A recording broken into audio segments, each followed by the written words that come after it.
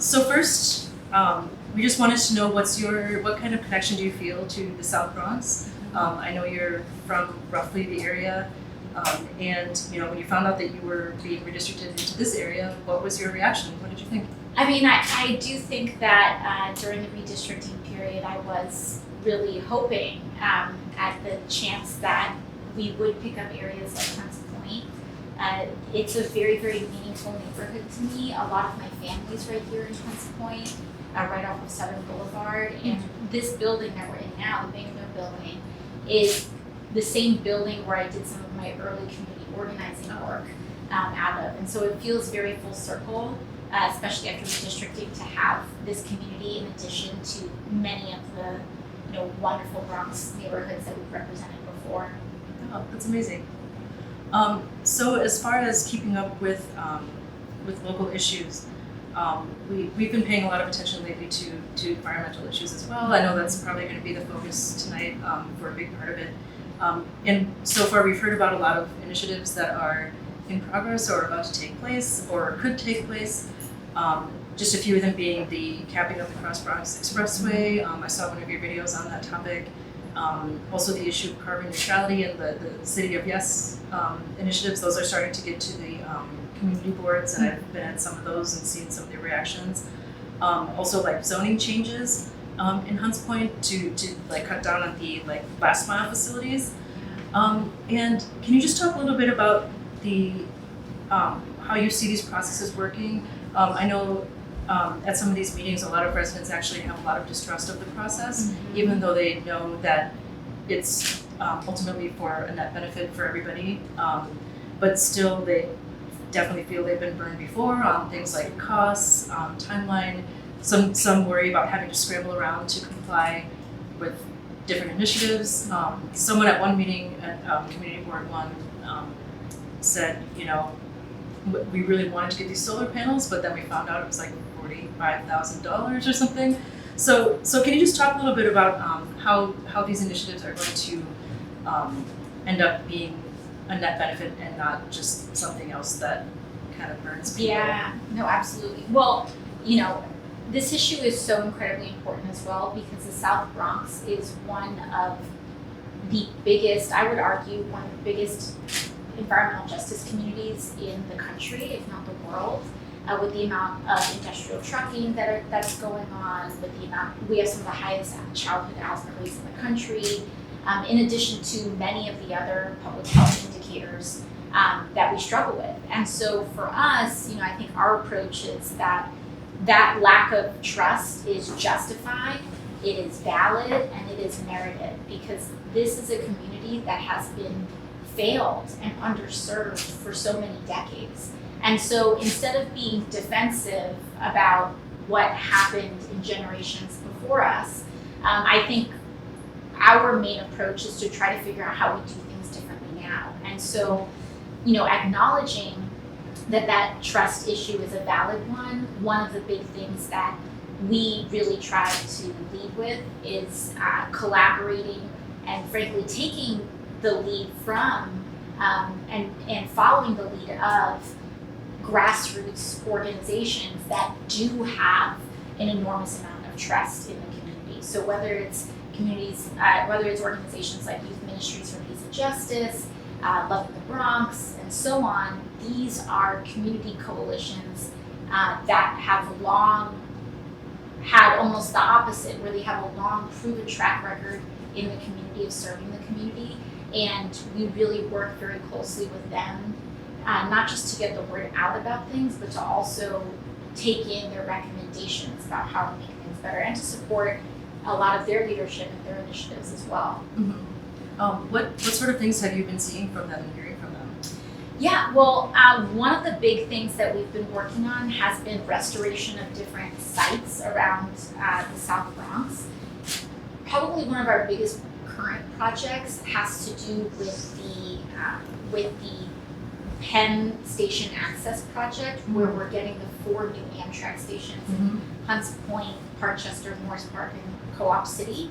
And when we are talking about opening these train stations, we want to say this isn't just about opening a media station but also managing the lands around it. And how do we work with our community to make sure that what results from these increased stations is not just rising costs of housing or gentrification, but actual investment in public goods for the people that already live here. And I think we've been successful at that. We're working at the Cass Gilbert station alongside some of our grassroots organizations to try to make that a public space, as well as some of the other stops across the Bronx as well. Okay, all right, great. Yeah, that's definitely a story that we are starting to follow in the Bronx Times, is what's going on with these new stations. Yeah. Okay, another issue that we commonly hear about is issues of public safety, especially around youth. Right now, even just like the past weekend was not good in this community, and people are really, really starting to freak out. People are really scared, and especially about the youth. And I know both the district attorney and the borough president have spoken out a lot about this is getting something seems off. So what sort of things are you working on? I did see one article about a violence interruption program. Yeah. And what sort of things do you think will really work? Yeah, one of the things about public safety is that there are many factors that go into it and to contribute not only to danger in our communities, but also that contribute to turning that around. And so there's no one silver bullet, but we do believe in being very aggressive around public safety in the Bronx. The first things we've had, as you mentioned, is violence interruption that has been very successful in the communities and neighborhoods where we've been able to deploy it. So one of the things that we've been working on and really calling on the mayor with as well is to really expand the investment in these programs and take an evidence-based approach. When we find out that something works in reducing incidents of violence, we have to expand it, we have to invest in it. And so, while I believe that there's a lot more investment that needs to be made, we've been doing our part by putting in, nearly $1 million into the Jacoby Stand Up to Violence program and in its deployments around NYCHAs. Speaking of NYCHA, one of the things that we've also been doing and working on this year is securing funding through community project funds in order to invest in a lot of the NYCHA development sites. We've been hearing a lot of requests for things like cameras, but also playgrounds in a lot of these NYCHA facilities have been really neglected. And so the decay and the abandonment around these public spaces actually make it more dangerous. What makes our communities safe is communities and people being out, keeping an eye on each other, recognizing people that aren't normally in the community and speaking up around that. Mm-hmm. And the more we disinvest from our public spaces, the more dangerous that they become. There's that. There's also youth programming, summer youth employment programs. As we know, the summer is the worst time of the year when it comes to these incidents of violence. And these incidents of violence are very concentrated with younger people. People are out of school, they aren't able to find gainful employment.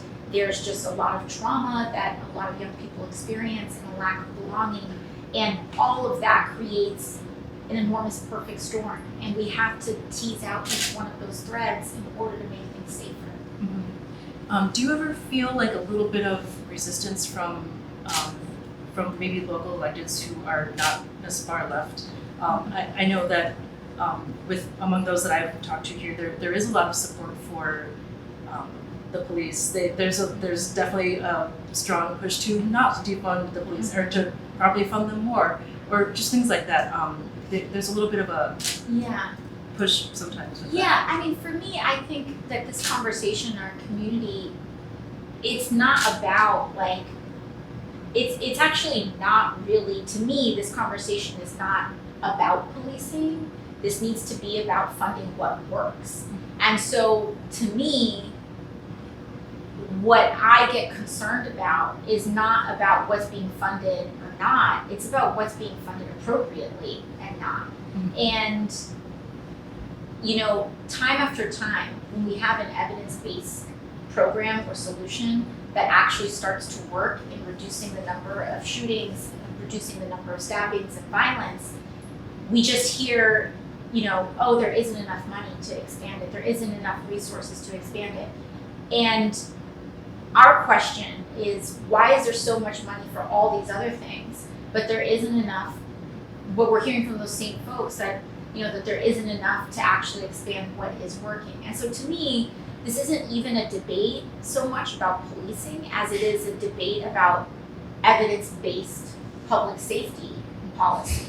And if we're here to have a conversation about that, I'm all ears, but I don't think that that the conversation around what is making us safer can be boiled down as simply as, do you support police or do you not support police? It's just, that's such I think, an off way to think about it.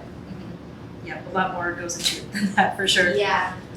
Let's see, maybe a couple more. What do you think that we, as the most local of local media, what do you think we should be paying more attention to?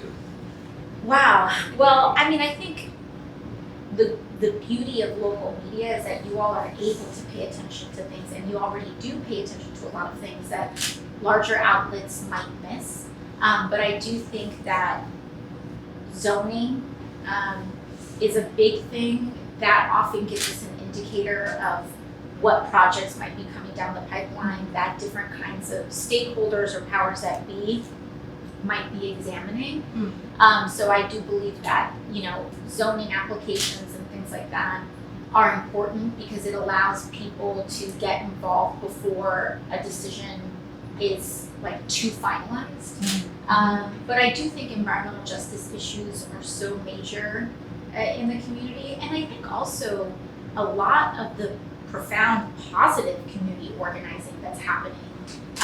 The Bronx Futures Coalition is doing some of the most innovative community organizing work that I have seen in a really, really long time, and I think covering some of that coalition's work is really important because I think that there's a misconception sometimes in the Bronx that nobody does anything, nobody cares, and that there isn't profoundly inspiring organizing going on. And I think once people see what is happening, I've seen it, once people see what is actually happening, it drives them to take part in, taking control over what happens in their own backyard. Mm-hmm. Okay, and I think you already addressed a little bit of this last question, but so how do you work with the local elected officials when constituents bring you concerns that are very specific and very targeted?